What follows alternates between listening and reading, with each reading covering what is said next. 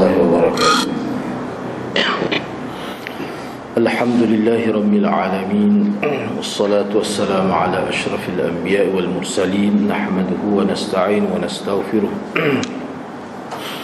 فإن أصدق الحديث كتاب الله، وخير الهدي هدي محمد صلى الله عليه وسلم، وشر الأمور محدثاتها، وكل محدثة بدعة، وكل بدعة ضلالة، وكل ضلالة في النار. وقال رب اشرح لي صدري ويسر لي أمري واحلل عقدة من لساني يفقه قولي.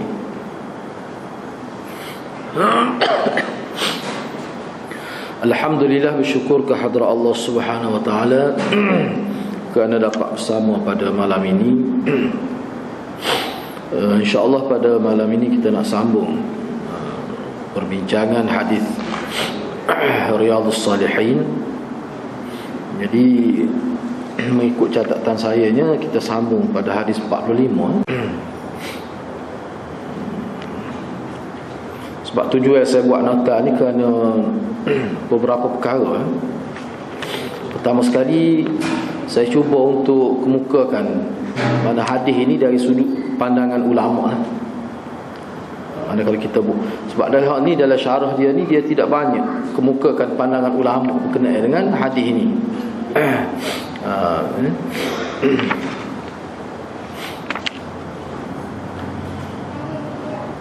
Dan sekarang ni kitab-kitab baru yang sebagai syarah pada hadis Riyadhus Salihin pun banyak sebenarnya. Banyak kitab-kitab baru ni, selain daripada detail Kunuzul Riyadhus Salihin itu, ada lagi dalam bentuk yang dalam internet lah. Kalau kita tengok, banyak juga manfaat yang dapat kita petik daripada setengah-setengah syarah tu dalam bentuk digital dan sebagainya. Jadi banyak poin yang kita boleh ambil.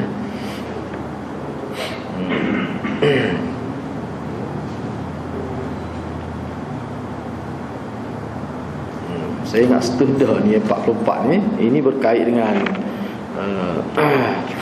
sahabat Nabi yang bermusafir bersama Nabi SAW. Tak apalah, pada malam ni kita ambil 45 dulu.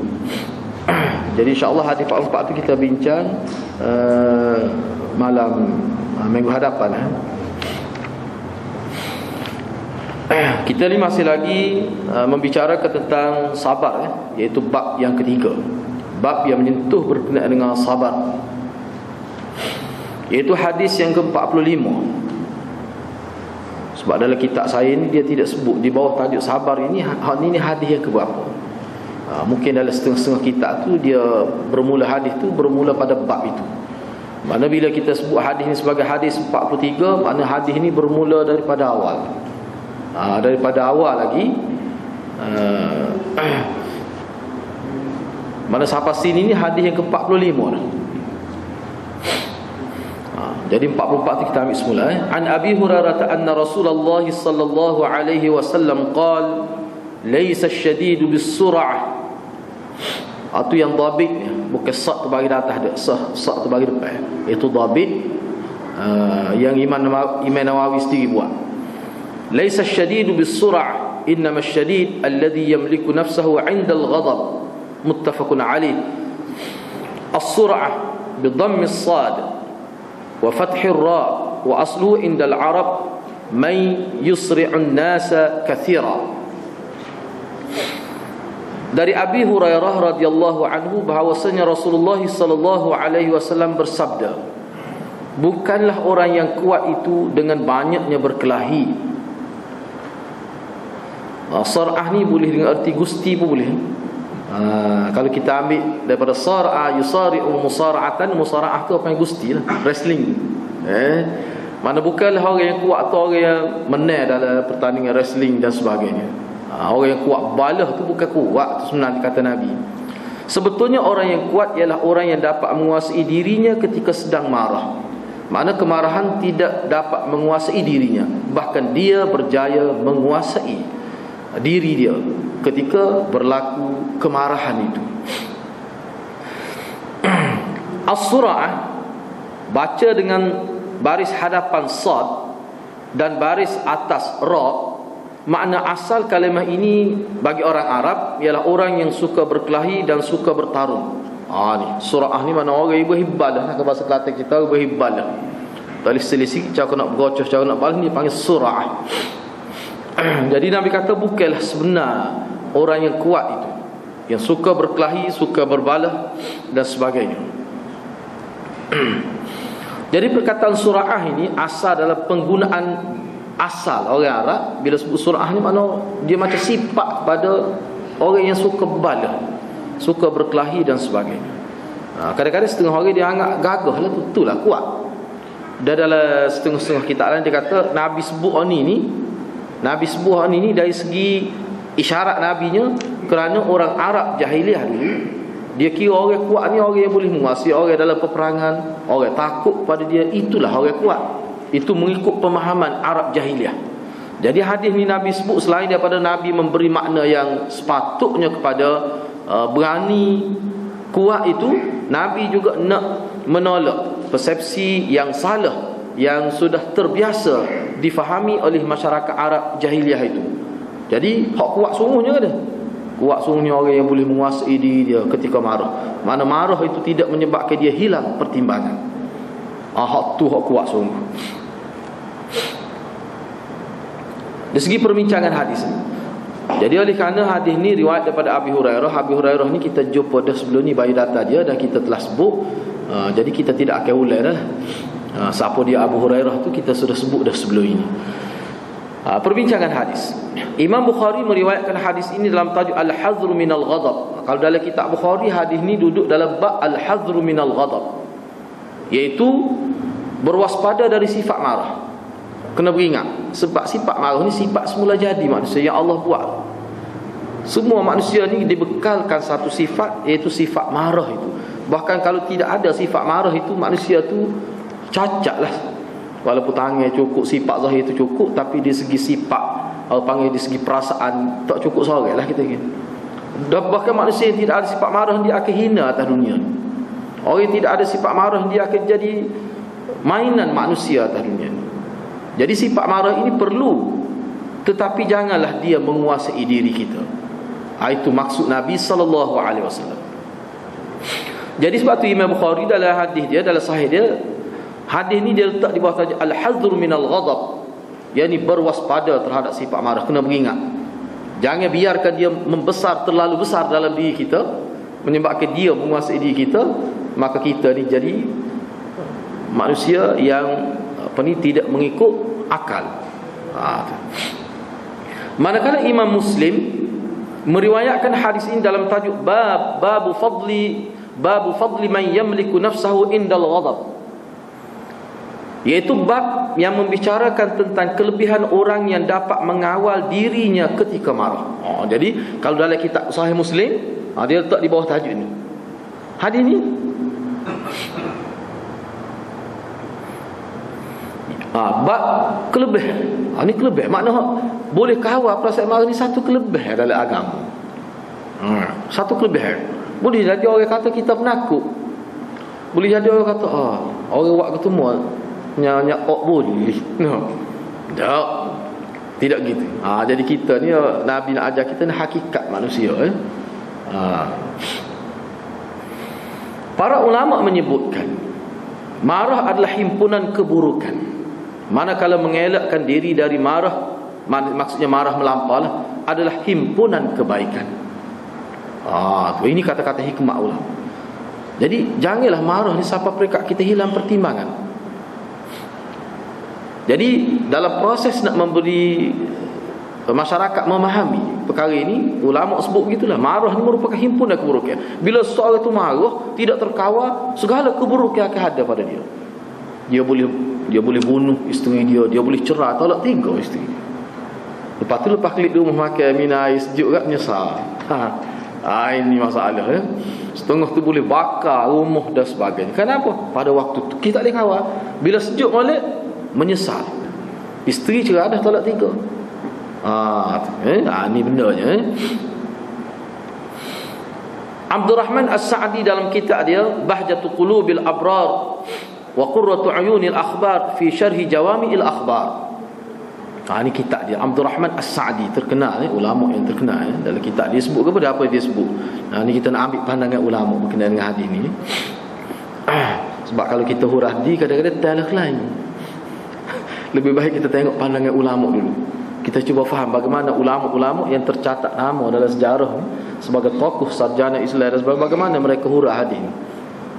Tu. Banyak hati-hati kau nak ambil kat tak buat hijau buat lah. Kita kena susu kata-kata ulama, tapi puas hati lah.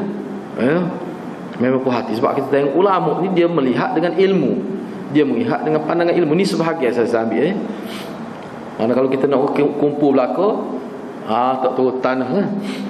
Nak belek tu. Jadi hak ni ini antaranya. Misalnya dalam kitab Bahjatul Qulubil Abrar wa Qurratu Uyunil Akhyar fi syarhi Jawami'il Akhbar, apa yang Abdul Rahman As-Sa'di sebut, dia kata kekuatan sebenar seseorang adalah kemampuan mereka menahan diri dari terpengaruh dengan kekuatan hawa nafsunya. Dan kekuatan sebenar seorang juga kerana dia dapat mengawal diri dari dikuasai oleh kemarahan yang boleh menjerumuskan diri ke lembah kemusnahan. Sebaliknya orang itu berjaya menggunakan kedua-dua sifat ini untuk tujuan baik di dunia dan di akhirat. Ni kata Syekh Abdul Rahman As-Sa'di. Dia kata sebenarnya kekuatan seseorang itu adalah terletak pada kemampuan mereka menahan diri dari terpengaruh dengan kekuatan hawa nafsu. Hawa nafsu ini luas ni, hawa nafsu ini bukan marah saja. Inginkan sesuatu yang tidak di luar pada batas kemampuan kita. Itu juga menyebabkan manusia tidak boleh nak buat kerja bila mari penyakit. Dia nak sesuatu, dia tak mampu. Jadi benar tu duk ingat siapa mengganggu kerja dia. Jadi kepintaran jadi tumpu kerana itu. Sepatut dia mempergunakan semaksimal mungkin kemampuan akal, tapi oleh kerana dia gagal kawal kehendak inginkan sesuatu yang dia tidak mampu, dia gagal kontrol tu, menyebabkan akal dia tidak dapat guna semaksimal mungkin. Jadi menyebabkan dia cerdik setara mana pun, dia tidak dapat menterjemahkan kecerdikan dia tu dalam kehidupan dia. Ini nak ayatnya bahaya hawa nafsu ini. Dan kekuatan manusia ni kita kena nilai sejauh mana dia boleh kawal perasaan marah itu. Tu. Sebaliknya orang itu berjaya. Sebaliknya orang yang kuat sungguh, dia mampu guna Allah, exploit kita kata dia punya kemarahan dia tu untuk dijadikan kebaikan. Seperti mana Sayyidina Umar terkenal lah. Seumur dalam kitab backing terkenal lah Sayyidina Umar. Tapi dia boleh harap, hebat dia boleh harap sifat marah tu. Kalau untuk agama, dia guna. Tapi kalau tidak untuk agama, dia kurang guna marah tu. Payah tu. Walaupun kadang-kadang benda tu menyentuh peribadi dia, tapi dia ingat ni peribadi, dia boleh kontrol marah. Tapi kalau buat agama, dia tak akan biarkan. Ini maknanya orang yang mampu mengarah sifat marah. Bukan kata sifat marah dia kontrol dia, tidak. Ini kelebihan. Ini kelebihan seseorang ni. Sebab itulah di setengah-setengah kitab dia sebut, dia kata Islam tidak pernah anti kepada sifat marah. Islam tidak pernah menganjurkan supaya kita mati ke sifat marah itu. Tak boleh, sifat marah dia kena ada. Cuma lah ni Islam mengajar kita bagaimana kita nak gunakan sifat marah ni biar sesuai, biar munasabah, biar tepat penggunaannya. Tak boleh kita kata Islam benci sifat marah. Tak boleh, itu sifat fitrah manusia tu. Kalau tak ada sifat tu, manusia jadi pondel, manusia akan jadi dayus dan sebagainya. Sifat marah tu perlu ada. Baik, kita ni duk kecek bab sabar ni, tajuk bab sabar ni. Kita kena ingat di awal, di mukaddimah bab ni kita sudah sebut tu. Sabar ni kan ada beberapa jenis. Sabar dalam konteks agama kita ni dia bukan seperti yang orang kita faham. Orang kita ni bila faham sabar ni maknanya kerana marah. Orang buat warna kita pun menahan sabar. Gitu saja. Tidak, sedangkan sabar ni dia ada tiga paling kurang. As-sabru 'anil maksiyah. Itu yang pertama. Maknanya kita menahan diri daripada melakukan maksiat dalam keadaan kita mampu melakukan maksiat. Kita boleh berzina, kita boleh mencuri. Misalnya kita terjumpa satu beg, buka-buka tengok duit. Kalau kita nak kerja, nak cari duit sebik tu dah. Saya ingat banyak tahun kan. Tiba-tiba jumpa dalam keadaan tak ada orang. Jumpa, kalau kita ambil pun orang tak ada siapa tahu. Tapi as-sabru 'anil maksiyah, dia sabar, dia tak ambil. Dia ambil pergi kata email. Misalnya dia tak ambil, padahal kalau dia ambil siapa tahu. Maknanya masa tu dia mampu ambil, dia mampu guna, tak ada siapa tahu. Tapi kerana sabar, tu sabar juga tu. Dia panggil as-sabru 'anil ma'siyah, sabar menahan diri daripada melakukan maksiat. Yang kedua, as-sabru 'ala ta'ah, mana kita istiqamah berkekalan melakukan ketaatan kepada Allah. Ini dalam mukaddimah saya ulang balik supaya kita boleh faham hadis ini. Sabar melakukan ketaatan ni, kenapa perlu sabar kita melakukan ketaatan? Kerana ketaatan yang kita buat ni ada ketikanya senang, kita berasakan senang. Nak mari masjid ada ketika rasa senang saja melangkah kaki, tapi ada ketikanya dia rasa berat kaki. Allah uji manusia, Allah tidak uji nak hari lagu tu. Jari-jari sekali. Masa tu kita boleh tahu situlah sabar. Jadi hak kita mari senang nak mari masjid, terarah nak mari masjid, bahkan tak ada rasa gapo senang mari, itu sebenarnya tak ada cabaran mana. Tapi ada kalau ada kalanya jadi berasa berat, kerana tidak ada sebab yang menasabah pun, tapi berasa malah ada perasaan manusia. Di situlah syaitan main peran, waswasatun min wasawisis syayatin itu. Kadang-kadang kerana masalah isteri sikit, masalah anak sikit, masalah pejabat sikit saja masalah serabut tak mari. Tapi setengah orang dia boleh lawan tu, dia mari juga. Itu makna as-sabru 'ala ta'ah. Jadi kesabaran untuk melakukan ketaatan ni maknanya istiqamah. Mana boleh menahan diri, boleh kita kata.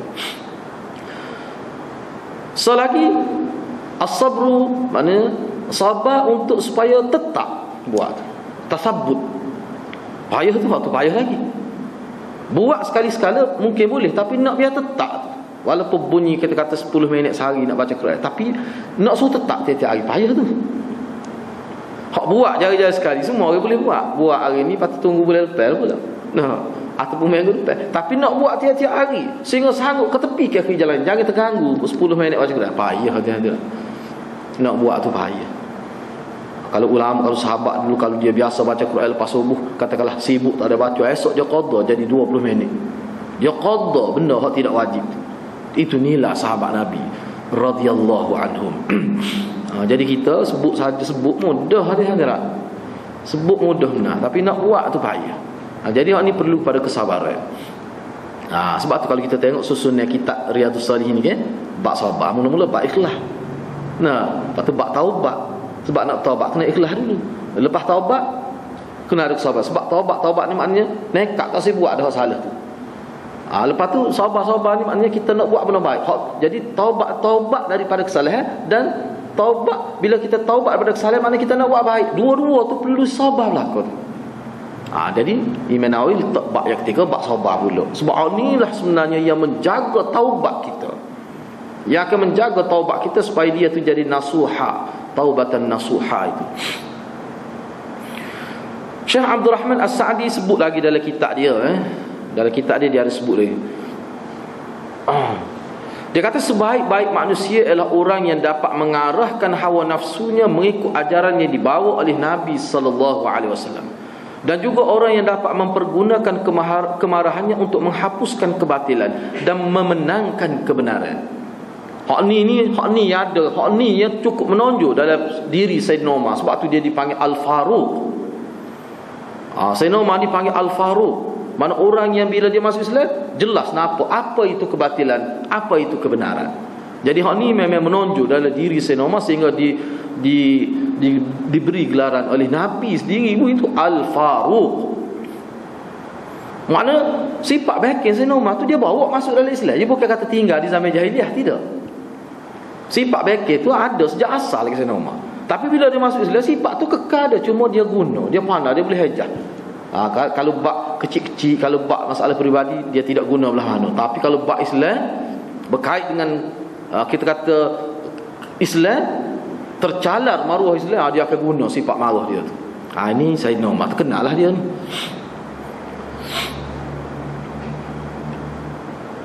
Melalui hadis ini Nabi telah memuji orang yang dapat mengawal dirinya ketika marah.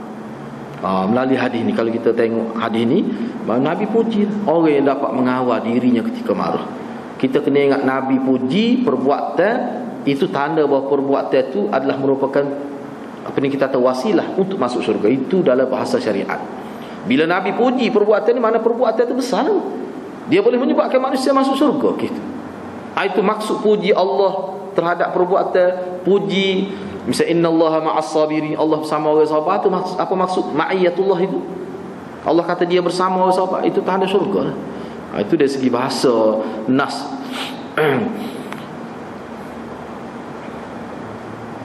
Ada seseorang berkata kepada Nabi SAW, ini dalam hadis lain, adalah syarah disebut. Dia kata, pesanlah kebaikan kepada saya wahai Rasulullah. Nabi menjawab dengan menyebut padanya 3 kali. Nabi sebut, ada seseorang Ausini, dia kata ke Nabi, pesanlah kebaikan kepada saya. Nabi sebut dia 3 kali, la taghdab, la taghdab, la taghdab, 3 kali. Jadi kita boleh nampaklah uslub Nabi, uslub dakwah Nabi sebagai murabbi yang mahir, yang profesional. Nabi dia tahu, dia nak, bila dia nak sebut tu dia tengok orang. Sebab ada setengahnya bila sahabat minta wasiat, minta Nabi pesan perkara yang berguna, nasihat, kadang-kadang Nabi sebut birrul walidain, Nabi sebut buat baik pada bapa. Macam-macam jawab soalan tu dulu, tapi jawab berbeza-beza. Kita kena faham lah. Ni dia panggil style Nabi, cara Nabi berdakwah. Ni Nabi bercakap ni sebagai murabbi, pendidik. Nabi ni dialah hakim, dialah pemerintah, dialah murabbi, dialah ayah, dia segala-galanya. Ni pembahagian ulama hadis ni dalam konteks Nabi sebagai murabbi, bukan sekadar tenaga pengajar, tapi Nabi mendidik jiwa manusia. Nabi kata jangan marah. Semua ulama kata maknanya Nabi tahu orang ni memang sifat marah dia terlalu tinggi, terlalu besar, terlalu menunjuk. Jadi Nabi sebut jangan marah tu sesuai untuk dia. Tapi kalau Nabi tahu dah orang tu jenis lembut, tidak marah, Nabi tak akan kata la taghdab. Boleh jadi Nabi kata dah tegaslah sikit dalam agama. Boleh jadi Nabi sebut gitu. Nabi ni apa? Jadi hak ni lah orang panggil ilmu karakteristik ni, ulama kita mahir. Misalnya Imam Syafi'i, kalau dalam sejarah dia, Imam Syafi'i ni salah satu kepakaran dia tengok orang, dia tahu karakter orang. Dia ni gini dia tahu. Ilmu tu bukan ilmu sains, bukan ilmu guna jin apa dak tu. Tak ada pakai jin apa tu. Tapi ilmu Allah beri basirah pada dia, kerana dia rapat dengan Allah Taala, dia ni kuat mengkaji tentang manusia. Seperti Imam Ghazali, dia tengok, dia boleh agak orang ni gini perangannya. Sehingga Imam Syafi'i ini pernah orang nak uji kemahiran dalam ilmu ni. Orang tanya dia, kata cuba tuan Syekh sebut orang ni kerja kau. Imam Syafi'i tengok ke dia atas bawah, dia kata dia ni kalau tidak kalau tidak peniaga, dia ni tukar kayu. Dua tu yang saya nampak dia ni. Tu orang tu kata memang betul. Lah ni memang saya peniaga, dulu saya tukar kayu sebelumnya saya nego. Ada dalam satu riwayat bukan Imam Syafi'i. Dia kata memang betul, dia kata memang saya dulu memang setukar kayu, lepas tu saya puas tu, saya pun ceburi bidang perniagaan pula. Memang terkenal Imam Syafi'i dalam bidang ni. Dia tahu, dia kelih dia. Jadi benda-benda gitu, kalau untuk guru saya lah, untuk syekh kita lah, dia ada buku khusus tu. Dia ada buku khusus tu. Dia tu banyak tahu juga, dia duduk menak, duduk kelih anak murid dia main. Pernah sekali dia tengok saya ada tuak sini. Ni dalam ilmu tu, bukan ilmu saya apa. Dia tengok, dia tahu perubahan tubuh dia. Ada ilmu, satu ilmu yang ilmu pengalaman, ilmu tajribah, kemudian dibukukan. Dia tengok tuak saya, dia kata nanti sia ni royak kana sia lagu mana, sia kena tanya kau bayi putih, kau sia dijatuh diri. Dia nak hurah lah tu. Dia nak hurah. Lepas tu bila tak ada tu dia tanya, tak ada tu apa? Tak ada tu kerana usaha kau jatuh diri. Saya kata dia hilang diri. Dia kata kalau hilang dengan paksa, maknanya kita ni kena beringatlah tu, mudah terkena penyakit jantung. Kena beringat. Maknanya kena ambil tahu dah tentang orang yang kena penyakit jantung lagu mana untuk kita. Dia ada jenis ilmu lagu tu. Kita terus mujur jatuh diri. Tapi ilmu ni tidak muktamad, tapi sebagai satu pengecaman, bukan kepercayaan. Bukan kepercayaan. Tapi masalah bahasa Urdu gitu. Ni masalah. Kalau ada bahasa Arab boleh benar.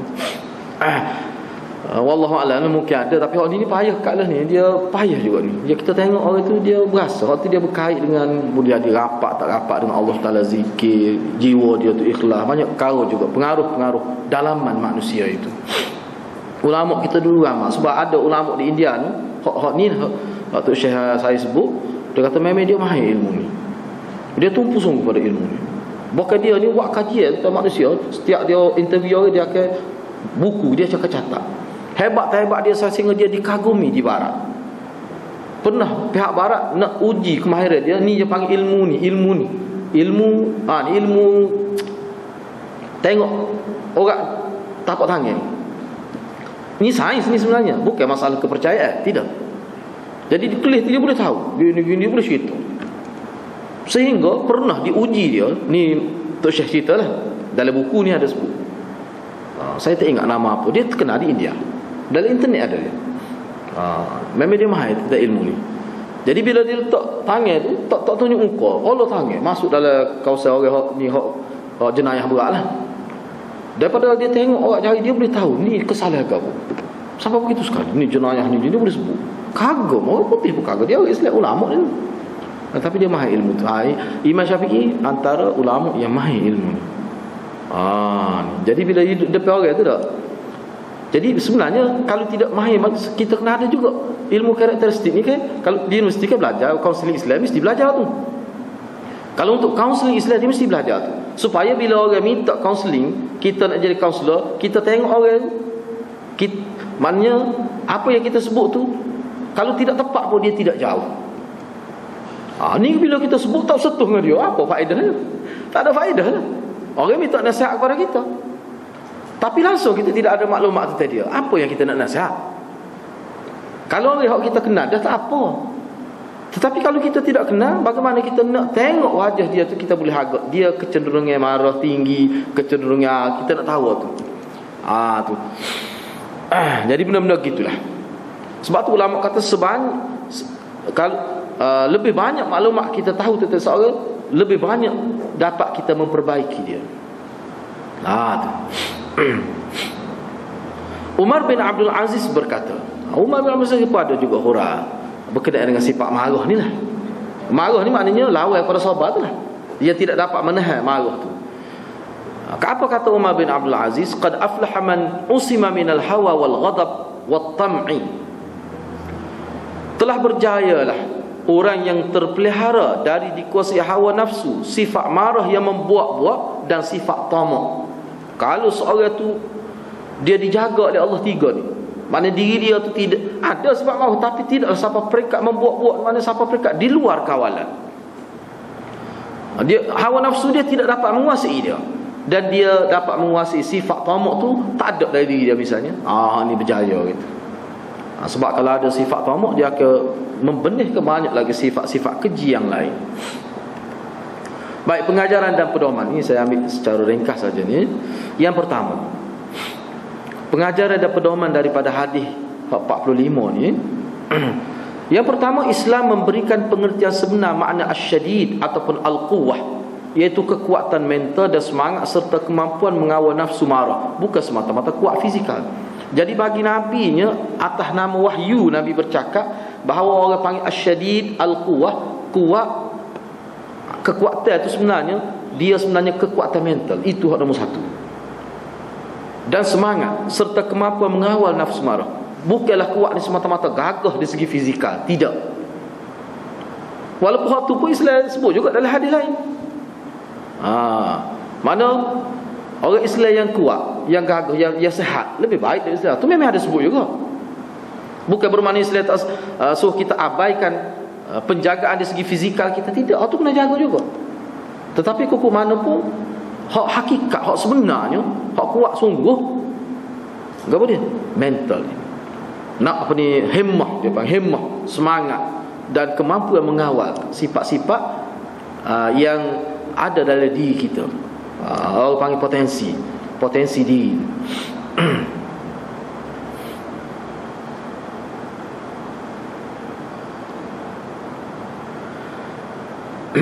Yang kedua, mujahadah, yakni bersungguh, fokus, serius menjaga, mengawal nafsu dan menguasainya lebih hebat daripada dapat mengalahkan lawan dalam pertarungan. Jadi Nabi ajarlah sini. Sebab Nabi tidak bermusuh dengan sifat marah. Cuma bila dia mari, kadang-kadang kita jadi merah. Dalam hadis ni kan, dalam hadis depan tu, hadis yang ke-46 tu, dia lebih kurang maksud dia. Kita tengok situlah lepas ni. Jadi mujahadah, mengawal nafsu dan menguasainya lebih hebat daripada mengalahkan lawan dalam pertarungan. Lihat ini semua ni saya petik dalam syarah-syarah hadis ni. Ulama kita sebut begitu. Yang ketiga, sebab yang kedua ni, kerana nak kawal nafsu ni, hakikatnya kita bertarung dengan diri kita sendiri. Kadang-kadang manusia ni dia tidak boleh tumpu kepada diri dia sendiri. Dia lebih boleh tumpu kepada benda lain yang berkait dengan orang. Tak, Nabi kata kita kena boleh tumpu kepada diri kita. Itu maksud Nabi SAW. Kerana marah-marah ni kita lah duk dalam tu. Jadi sebelum kita nak kawal orang, sebelum kita nak menguasai orang, sebelum kita nak mempengaruhi orang, kamu pengaruhi diri kamu tu dulu. Hak tu Nabi nak ayat ni. Tu. Jadi hak ni sebagai persediaan. Kalau jadi manusia yang boleh kawal diri dia, insya-Allah dia boleh kawal orang. Dia boleh melembutkan orang kalau dia berjaya melembutkan diri dia. Yang ketiga, mengawal diri dari terperangkap dalam perasaan marah yang melampau akan dapat menghindarkan diri dari mudarat fizikal, jiwa dan masyarakat. Doktor berkata kalau marah orang boleh tan penyakit jantung, darah tinggi dan sebagainya. Dia ada kesan negatif tak lagi. Sebab tu ulama kata setiap perubahan yang berlaku dalam diri kita, dia ada kesan. Bahkan setiap benda yang kita makan, dia ada kesan. Kalau kita makan sayur kan sejuk tu. Tapi kalau makan daging bahan kambing pula, patut makan jenis hulai-hulai tu. Cah hulai pula raja panah, cecah budu dengan berasak atas belakang. Peluh jangan kira kesan, dia ada kesan. Kukuk mana pun dia ada kesan. Itu kesan secara fizikal. Kesan secara mental rohani, kita buat benda jahat, makan duit yang haram, riba dan sebagainya, semua ada kesan belakang. Kalau hak tu kesan dia paruh lagi. So kadang-kadang kesan kepada keturunan, kesan kepada zuriat kita. Nabi nak jaga tu, nak suruh kawal. Sebabnya takdir Allah Subhanahu Wa Taala kepada kita sebagai fitnah, liyabluwakum ayyukum ahsanu amalan, kan? Tabarakalladzi biyadihil mulku wa huwa ala kulli syai'in qadir. Allazi khalaqal mauta wal hayata liyabluwakum, nak uji kita. Dia buat benda-benda hak dia kata maksiat, semua sedap-sedap laku. Benda yang selari dengan nafsu kita. Tak ada sahabut benda hak kita kata benda hak orang panggil maksiat tu hari ni. Zahirnya tak sedap. Kalau tak sedap tak payah lari. Kalau tak sedap tak payah lari. Sebab kita makin ni tak. Kalau kita tak beri, tak payah royak patah, memang kita patah pun. Tapi tak tahan ni hak doktor suruh patah, semua hak beri berlaku. Hak tu masalah. Jadi sebab tu dia patah lepas makan. Sebab dia nak patah sebelum makan payah. Lagu tu. Jadi mengawal diri pada marah yang melampau, sebenarnya kita jaga supaya kita tidak sakit luar dan dalaman kita. Itu sebenarnya. Okey, hadis yang ke-46, hadis yang ke-46, ni saya ambil ringkas-ringkas.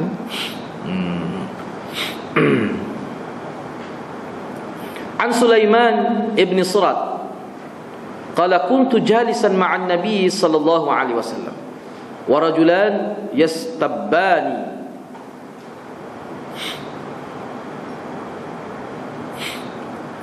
fa akhadhahuma qad ihmarra wajhuhu wa intafakhat awdajuhu فقال النبي صلى الله عليه وسلم إني لأعلم كلمة لو قالها ذهب عنه ما يجد لو قال أعوذ بالله من الشيطان الرجيم. Itu tertinggal tu. Sepatutnya ada أعوذ بالله من الشيطان الرجيم, ada tu tertinggal kan. ذهب عنه ما يجد فقالوا له إن النبي صلى الله عليه وسلم قال تعوذ بالله من الشيطان الرجيم. Tertinggal tu ar-rajim, tertinggal kedua-dua. Muttafaqun alaih. Maksudnya dari Sulaiman bin Surat radhiyallahu anhu, katanya saya duduk bersama Nabi sallallahu alaihi wasallam dan di situ ada dua orang yang saling bermaki-makian. Dia balas tu badi kata, ni kata kesak lah, kata-kata yang berbentuk cacian. Tu. Salah seorang dari kedua telah merah padam mukanya dan teganglah urat lehernya.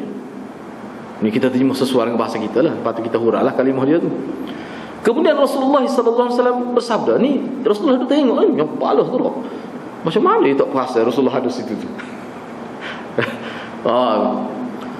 Nabi kata, sesungguhnya aku mengetahui satu ungkapan apabila diucapkannya tentulah hilang kemarahan yang dialaminya itu. iaitu ungkapan a'udzubillahi minasyaitanir rajim. Aku berlindung kepada Allah. Kenapa betul terjemahan ni? Aku berlindung dengan Allah ni salah. Aku berlindung kepada Allah. Kalau kita tak aku berlindung dengan Allah, itu kalau mengikut ahli bahasa lah, Nik Safiah Karim, dia kata itu tak betul. Tokoh bahasa Melayu kata tak betul. Dia kena terjemah aku berlindung kepada Allah.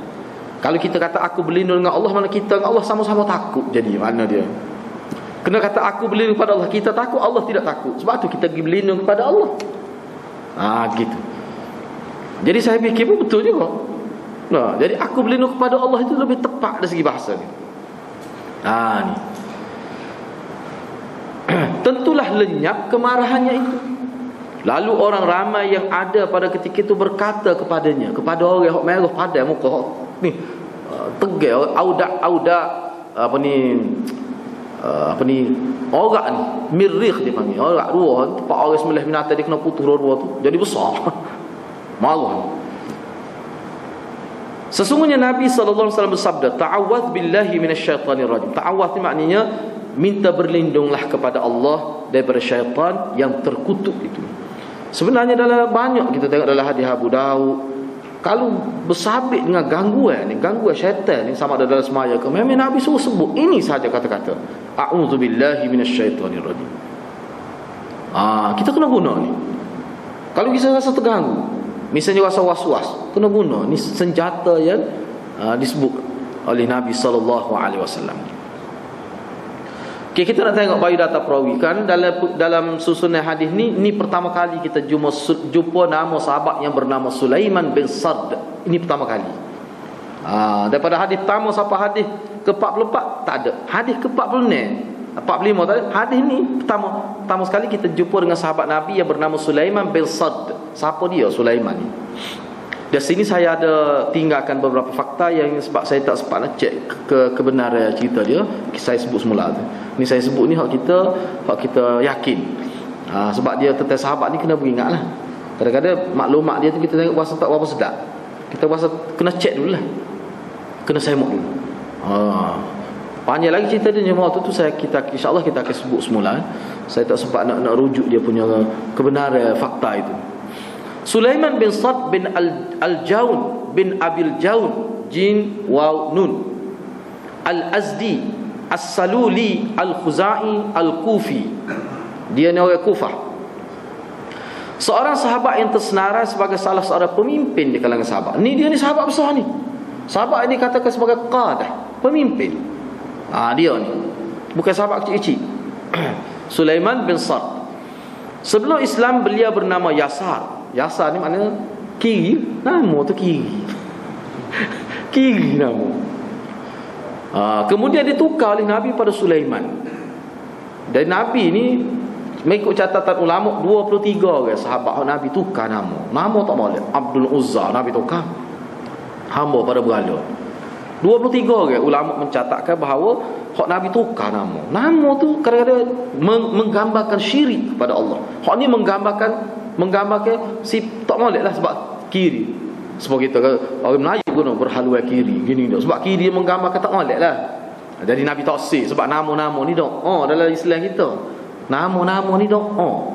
Dalam Islam ni penting sangat nama tu dah. Sebab tu dia anggap sebagai tanggungjawab ibu bapa nama ni dalam hadis.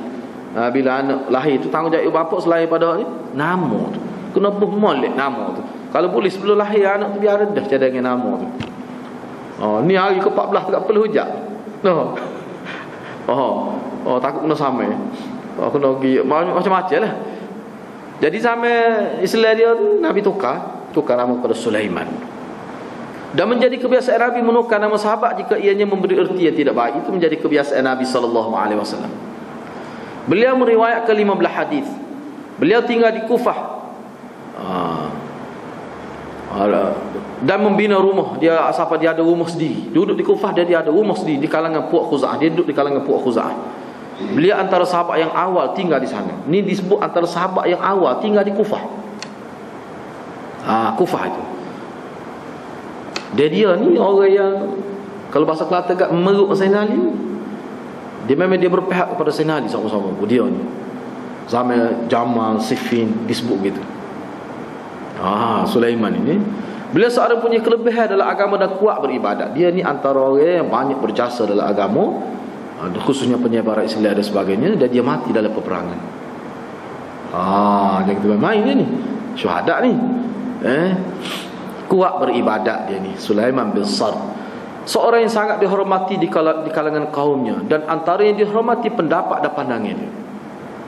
Di kalangan kaum dia bukan kerana dia tu baik, tapi kerana dia ni pemikiran dia, kecerdikan dia tu, banyak pandangan dia tu berguna untuk kaum dia.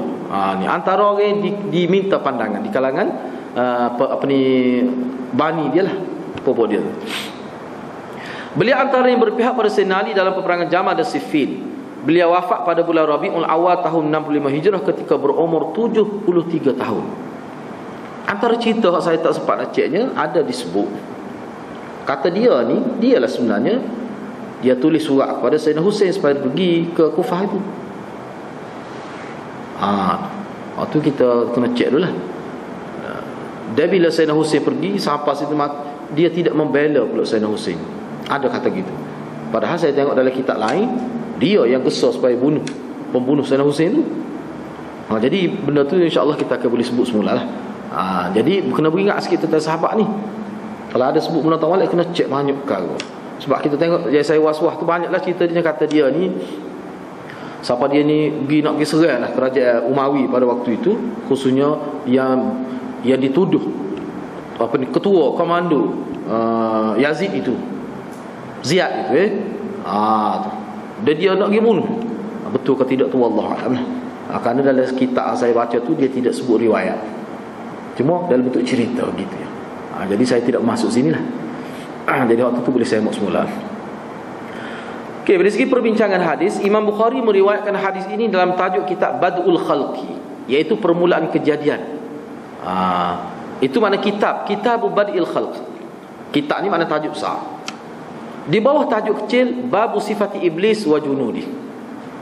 Hadis ni duduk di bawah tajuk, di bawah bab Sifatu Iblis wa Junudi, sifat iblis dan sifat tentera-tentera iblis. Ni duduk bawah ni hadis ni. Hadis yang ke-46 ni. Dia ganggu manusia supaya manusia jadi marah. Memang kerja setan. Dia buat sesuatu supaya, sebab itulah ulama sebut, jangan kita meletakkan posisi kita dalam kehidupan ni menyebabkan kita jadi marah. Kena je hawa-hawa lagi. Kalau misalnya bila kita tengok seseorang ni, ini dari kitab tarbiyah lah. Dia ada khusus pula, saya kumpul kitab tarbiyah banyak belah kitab juga lah. Dalam kitab tarbiyah memang disebut kita orang Islam ni kena menjauhi daripada situasi yang menyebabkan kita marah. Misalnya kita tak belagang, kita sebut Kelantan sini payah kan. Kita ada tak belagangi dengan seseorang, jangan duduk dekat dia. Jangan duduk sayang, jangan duduk nenyeh sebab dia jangan. Kenapa dia talah lain lalu? Takut naik angin kita. Tak boleh. Nabi tidak suka gitu. Dah kita tak belaga dia. Mana misalnya dia kecek dia nyekik setengah orang boleh, tak tahu, tapi setengah orang tak boleh. Jangan kita panggil dia. Kawan tu jak kecil jenis kecek lagu tu, dia payah jadi tengah ni payahnya. Bila kau cek orang nak marah lah, dia tak apa-apa. Kita ni tak boleh. Jangan say. Lama lagi orang kita boleh say. Waktu terpaksa jadi tegas suasana. Tu. Dan setan memang dia nak kita berada dalam situasi itu. Sebab apa? Bila ada dalam situasi itu, kita tidak ada zikrullah, kita tidak ada ingat pada Allah, macam-macam keburukan dalam situasi marah. Sebab tu marah tidak boleh berpanjangan. Sebab tu Nabi kalau bawa sekat 3 hari dia pergi. Jangan bawa. Sebab kalau bawa dia jadi semakin jauh hubungan silaturahim. Dan hubungan silaturahim ni dia boleh jadi putus tu. Jadi putus. Tu. Memang matlamat syaitan pun yufarriqu bainal mar'i wa zawji. Dalam Quran apa sebut? Matlamat syaitan nak biar berlaku perbalahan. Memang syaitan cukup suka dan memang itu kerja dia untuk menyebabkan manusia berkelahi.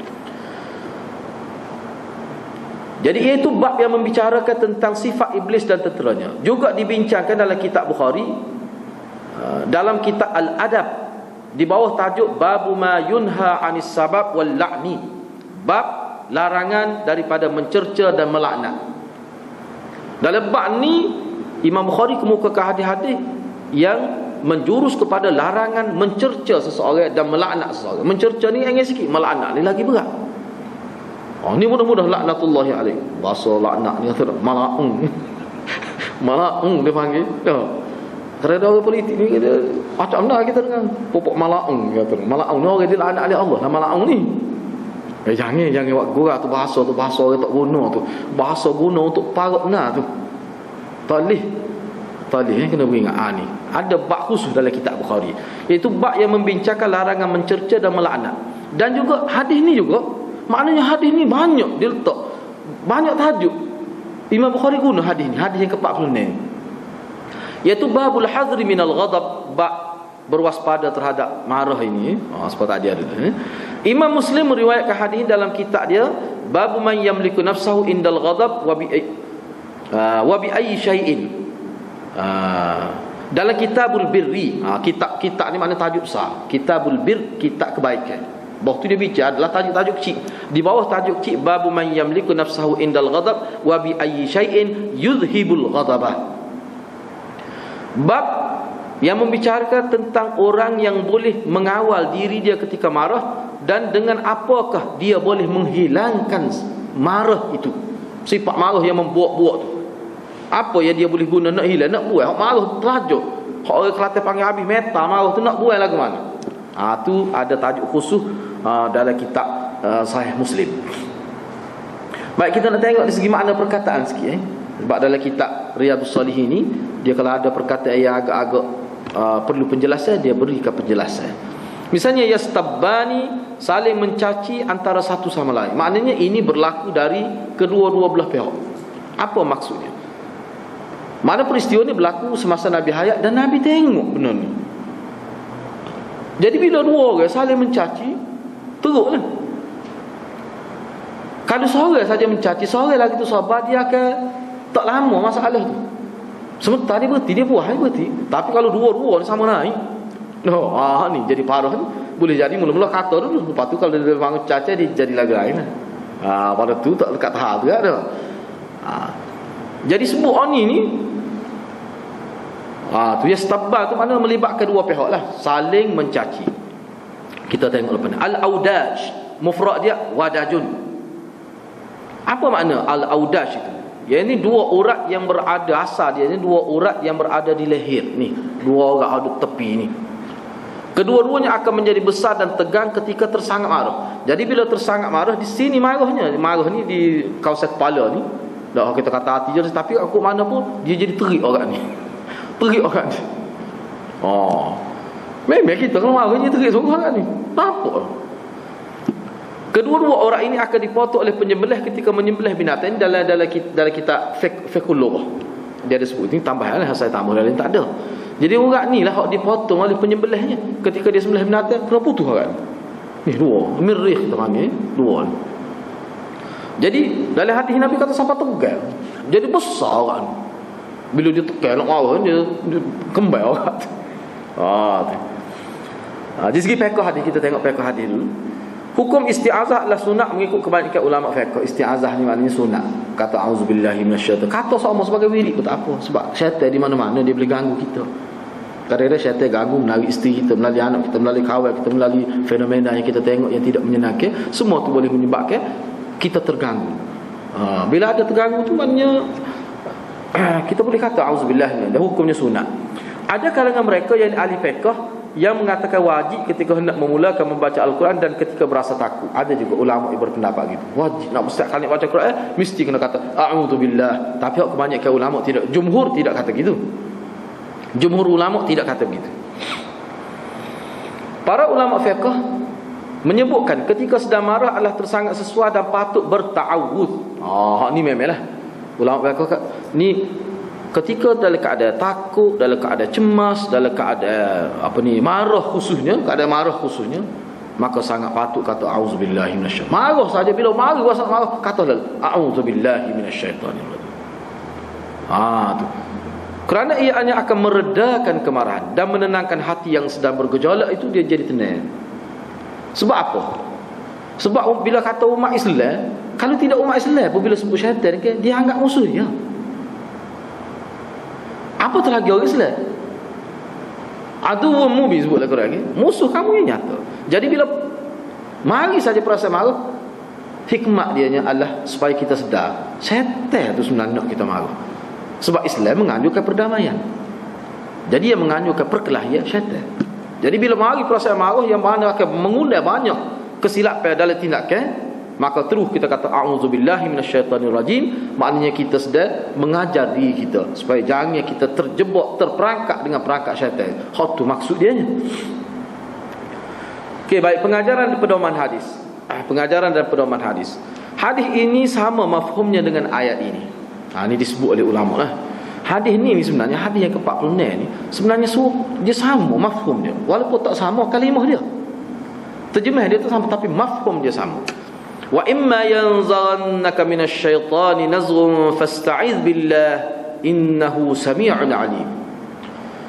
Dan jika engkau dihasut oleh sesuatu hasutan dari syaitan, maka mintalah perlindungan kepada Allah. Ni kepada Allah. Ni terjemah kita petik dalam apa ni? Pimpinan Ar-Rahman. Dia guna tu kepada, bukan dengan.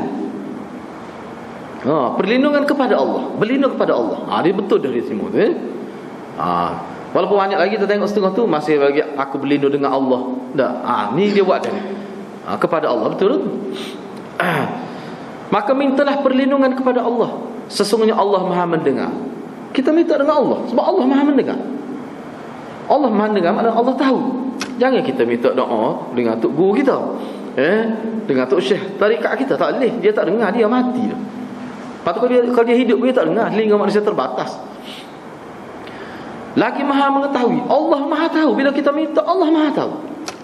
Jadi kalau kita nak minta, pasti kita minta pada zat yang Maha tahu dan Maha berkuasa untuk merealisasikan, memenuhi permintaan kita. Ini suratul A'raf ayat 200. Boleh rujuk situlah. Dia serupa hadis. Mana bila kita berlaku sesuatu yang bersifat hasutan syaitan yang mengganggu kita, tak ada kalimah lain yang kita boleh guna melainkan kita kata a'udzubillahi minasyaitonirrajim. Yang kedua, kemarahan dibangkitkan oleh syaitan. Jadi maknanya dalam ayat ni, dalam hadis Nabi, banyak hadis Nabi, ayatnya kemarahan ni punca mari mana? Hak kita nampak zahir kerana anak kita tak dengar, hak kita nampak zahir kerana orang buat sesuatu yang tidak memenuhi selera kita, itu zahir. Hakikat ni sebenarnya syaitan. Jadi kemarahan itu dibangkit oleh syaitan. Kerana itulah akan berlaku perkara buruk di sebaliknya. Kerana syaitan ini simbol pada keburukan. Bila Nabi sebut mana kadang-kadang dalam hadis Nabi kata marah-marah itu api. Api itu kan Allah ciptakan syaitan daripada daripada api kan. Itu dia dekat tu dengan syaitan tu. Mana hubung kait tu ada. Tu. Jadi bila kata benda ni pencetusnya syaitan, maka tentu implikasi dia buruk. Tentu dah tu. Memang kita tengok begitu. Nak cakap bini dia tolak tega, lepas tu gila nak pula bini dia. Ni dia kata baru ni ya. Marah. Cakap bini. Oh dahsyat.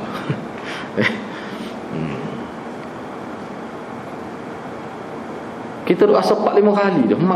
Kalau mugi kelik mu adik-adik mu jatuh tolak. Rumai lagu tu nak hari dah sama. Enggak kahwin ni dia kelik. Saya kata lebih pada tolak 3 jatuh mu ni. Lepas tu gak sodoh jadi tu. Pening. Tu gimana? Nak gila isteri. Dia mau suruh dia ambil anak. Saya kata bahaya manusia lagi ni. Gimana? Tak boleh kira benda ni. Ngapa Quran pun? Ngapa Quran 30 juzuk. Tapi lagu tu perangai. Jangan tu memang juga ni. Ngapa Quran tu maknanya kata ngapa Quran tadi tak ada kebaikan. Tak. Sebab tu kita kena jelas ngapa Quran ni dia bukan jadi perisai untuk tak. Ngapa Quran ni dia kena ngaji mula. Kena latihan diri pula. Kena latihan riyadiyah. Riyadhatun nafs. Kena ada pula. Bukan kata bila ngapa Quran malah jadi macam ada perisai tak akan kena dah penyakit-penyakit syaitan.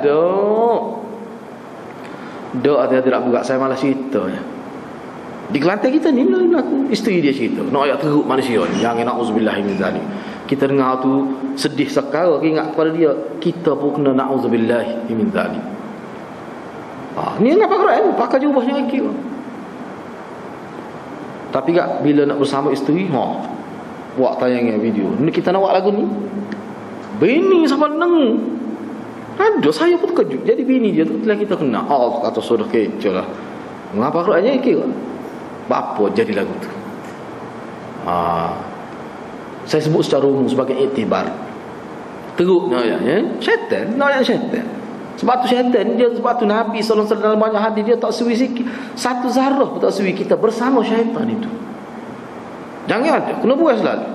Sebab tu kita kena tahu je benar ni orang tak ada ayat kecuali Nabi sallallahu alaihi wasallam. Yang ketiga, daripada hadis ni kita nampak keinginan para sahabat untuk kerap bersama Nabi sallallahu alaihi wasallam. Sebab banyak lagi hadis-hadis sahabat ni kalau dia dalam keadaan dia nak bersama Nabi sallallahu alaihi wasallam, kerana dia boleh ilmu bila bersama Nabi sallallahu alaihi wasallam. Pengajaran yang kita dapat ambil, kita pun gitulah juga. Kalau kita nak pilih, saya pilih saya kawan-kawan yang boleh memberi input yang baik kepada kita atas dalam agama kita. Kalau saya tu mai ni dia ajak pergi jumpa untuk bomo kerja dia tak usahlah hati-hatilah. Tak usah duk tebing lah benda lagu tu. Sakit kepala pun cari tu bomo ni ada je saya kita lagu tu. Tak usah. Kalau kita ada kekuatan, kita cuba dakwah dia. Cuba kaunseling dia, cuba bimbing dia. Sebab mudah sangat syaitan nak ganggu tu. Perangai lagu tu. Yang keempat, hadis ini menjelaskan keburukan marah. Maksud marah ni marah yang tidak terkawal lah. Sebab tu ulama tidak kata semata-mata marah tu tak molek dah. Nabi pernah marah siapa mata. Nabi pernah marah siapa sahabat nampak dia supaya dia ceramah nak apa kan. Ketika dia marah kerana agama, bukan peribadi. Tapi dia boleh kau. Tapi noyanya terzahir di wajah Nabi. Umur Nabi ni putih kan. Bila dia marah tu merah muka. Ada beberapa hadis sahabat sebut. Mana sahabat kenal ni sedang marah ni Rasulullah. Jadi marah tu tak ada masalah, cuma biar boleh kawal. Hadis ini menjelaskan keburukan marah. Perkara ini dapat difaham dari sikap Nabi yang mengaitkan sifat marah dengan syaitan. Ulama boleh faham bahawa marah yang tidak terkawal ni sebab Nabi kaitkan sifat marah ni dengan syaitan. Bila kata marah, bila mari puasa marah, takut terlajak. Maka kena kata auzubillahi minasyaitan. Apa kaitan marah dengan syaitan tu? Bila marah kata auzubillahi minasyaitan. Jangan pula kita kata tak ada pasal-pasal syaitan tu. No. Bila marah kata auzubillah. Dak memang Nabi nak ajak kita bahawa marah-marah ni kerja syaitan. Bukan kerja malaikat tu, kerja syaitan. Yang kelima, peringatan agar berwaspada dari gangguan syaitan dan juga peringatan bahawa syaitan adalah musuh utama kepada umat manusia. Itu Nabi nak ayat kepada kita. Peringatan agar kita berwaspada dari gangguan syaitan dan juga peringatan bahawa syaitan adalah musuh utama kepada umat manusia. Yang keenam, kegairahan para sahabat untuk menyebarkan apa-apa perkara yang berkaitan dengan Nabi sallallahu alaihi wasallam. Cuba tengok dalam hadis ni kan. Nabi tak suruh pun. Cerita dia nak fenomenanya melihat dua orang sedang balah lah. Jadi saling tuduh menuduh, mengeluarkan kata-kata kesat, keji dan sebagainya. Nabi kata, kalau kita kecek Kelantan, sebenarnya aku ada kata-kata hikmat. Kalau dia sebut hilang marah dia tu. Kata auzubillahi minasyaitan. Jadi sahabat qalu tu faqat, cuba tengok dalam teks kan. Qalu tu waw jamak tu. Faqalu lahu, waw jamak tu mana marji' dhamir tu? Marji' dhamir wa tu kembali pada kami tu yang berkuntu apa ni?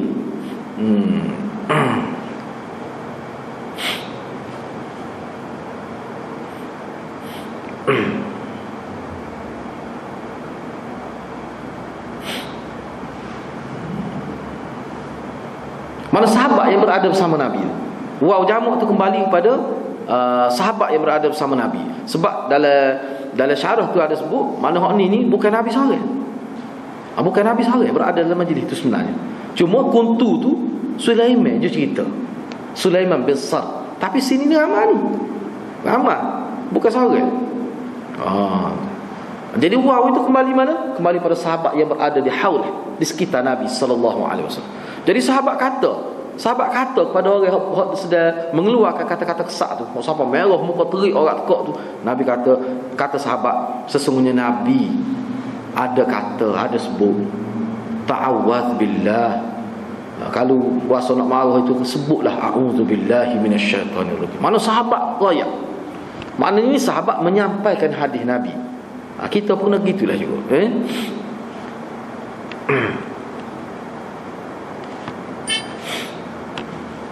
Okey, setakat dah menit. Jadi itulah beberapa perkara secara ringkas yang kita boleh bincang melalui hadis. Dua hadis ni insya-Allah minggu depan kita akan bincang hadis yang terlepas tertinggal tu, yang ke hadis 44 tu insya-Allah kita bincang pada minggu hadapan. Setakat itulah, wabillahi taufiq. Wassalamualaikum warahmatullahi wabarakatuh. Dan minggu depan pun insya-Allah kita